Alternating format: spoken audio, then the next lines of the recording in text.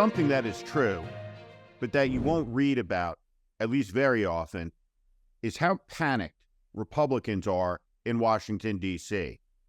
What I'm talking about is the panic of the party's pollsters and election strategists. They see the writing on the wall. They know what's coming down the pike. They know what it means when Kari Lake is back. The loony conspiracy theorist who was defeated in the Arizona gubernatorial election now has her sights set on the United States Senate, where she can be Lauren Boebert and Marjorie Taylor Greene times 5. Republicans understand that Donald Trump is going off the rails. Look at his behavior. This man seeks, again, to be the commander-in-chief of the most powerful military in human history. He wants control of America's nuclear weapons arsenal. And by any objective measurement, any standard, his conduct has become completely deranged. His attacks on the federal judges and judiciary, his attacks and threats against the prosecutor in Atlanta, whom he accused of having an affair with a gang member. It's important to note that's not accidental. The Atlanta prosecutor is tough as nails, a black woman. He's disrespecting her, insulting her, degrading her. The attack is racist. The attack is stereotypical.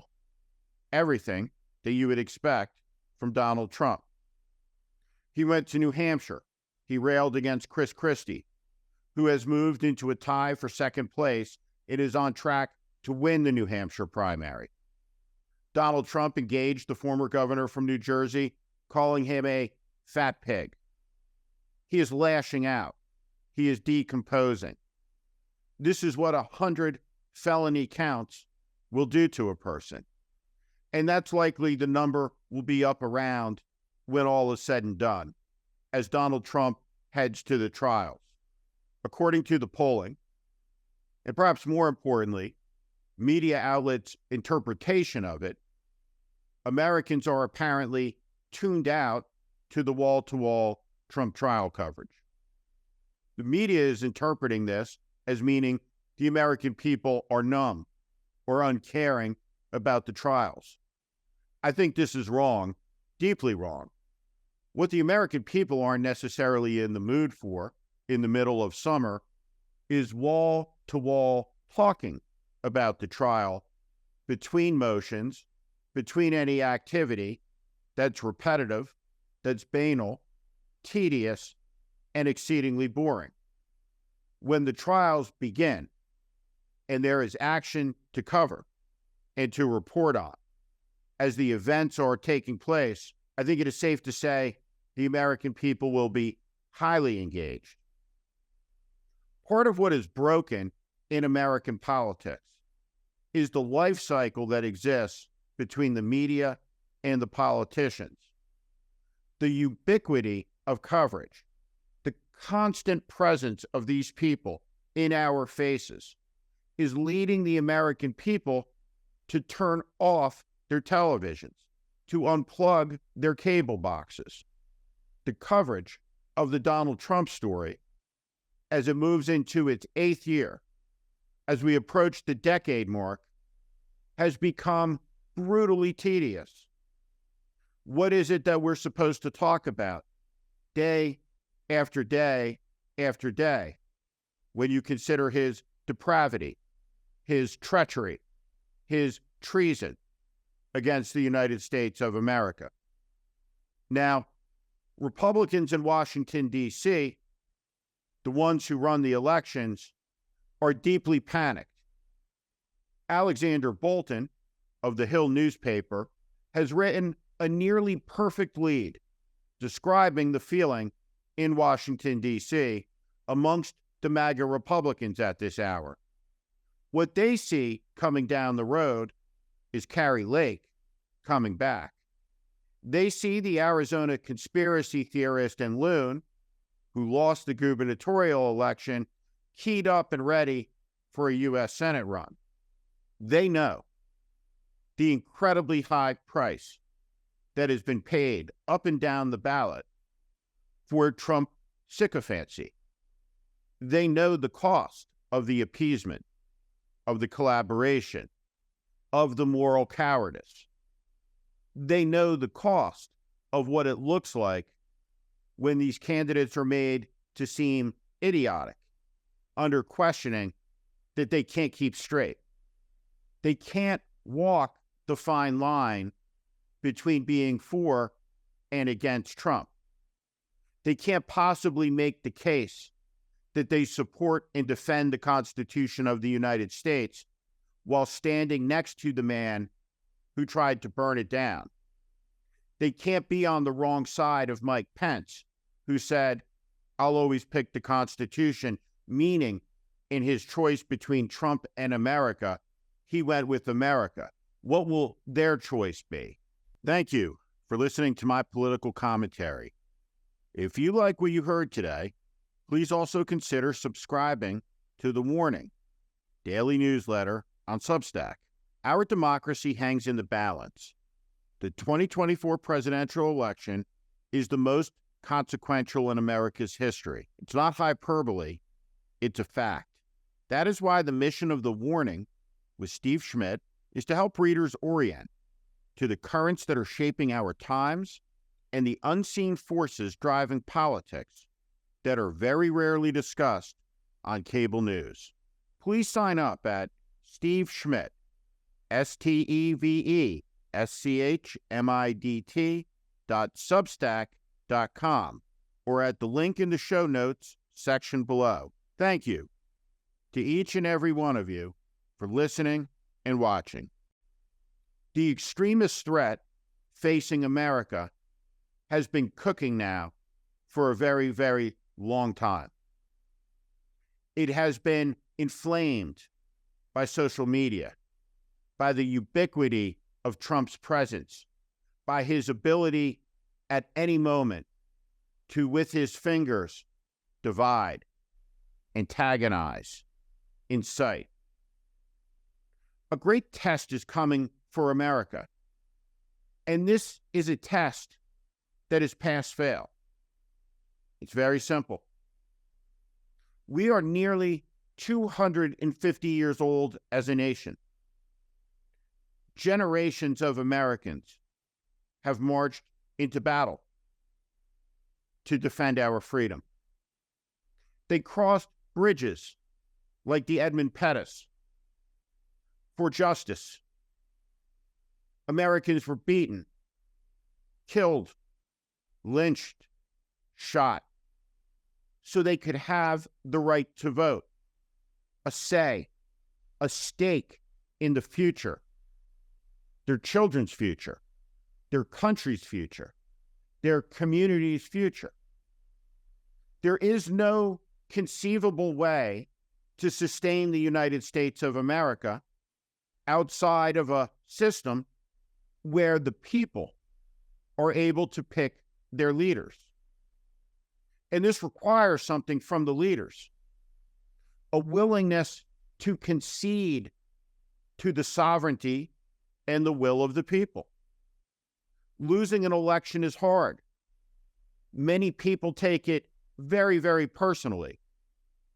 No doubt, for some, the loss breaks them. Politics attracts all sorts of people: narcissists, the vain, the needy, the searching, the yearning. It also attracts genuine servants, people who want to make the country stronger, make it better, defend the country. It's so hard sometimes to see the difference and to tell the difference between the two. But they're there. The test at hand means you cannot be for the man who tried to take away the right of the American people to choose. The test ahead means that you have to understand America is built on the concept that if you lose, you acknowledge the will of the people. You congratulate your opponent. You support him or her when you can, if there are areas of mutual agreement for the betterment of something bigger than you, bigger than your family, bigger than your community, bigger than your state. And that's the American nation. We will never live in an era where there is an absence of threat. The crisis comes when there is an absence of character, of national character, to meet the threat. The fascist threat was crushed because of the will and the power and might, in part, of the American people. The same with global communism. But absent that will, what would have happened? And so the question must be asked, what will happen in the absence of will to stop extremism from taking root in an election in the United States? What will happen is Trump's minority will grow with its apathetic partners into a very small majority and be in a position to take power. And if they do, they will begin immediately tearing apart the institutions and structures of the government to make sure that never again would there be a check or a balance or any limitations whatsoever to the use of Donald Trump's authority and power, including deciding if he's ready to retire or wants to keep on going for a third or fourth term. These things aren't far-fetched at the 8-year mark with Donald Trump. We've watched it all play out for a very long time now. Donald Trump said he wouldn't concede the election for the first time in 2015. And he went on to do exactly what he said he was going to do. And we now know, because of the revelation of a secret memo that was not uncovered by the January 6th committee, that in fact, the Trump campaign, the conspiracy to take power through an American coup, was highly organized, pre-planned, premeditated, and very deliberate. And this is at the heart, the greatest core part of the American tragedy over these last 8 years. Donald Trump behaved in the White House precisely like many of us expected him to. Many of us understood that the presidency reveals character. It doesn't create it. And we saw from Donald Trump an exposition of the lowest character amongst the whole of the American people. Truly, the country brought to the White House and put into power the worst from amongst us. And there he sat, degrading the country, attacking its systems and its institutions. This cannot be abided any longer. The American people have a choice to make. Will a deranged man take power again? Because if we do, because if we allow it, we're flushing it all down the toilet. And that will be the greatest tragedy in all of American history.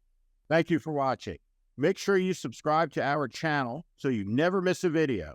Also, for more content just like this, please consider joining our Warning Premium community. You can find out more in the description below.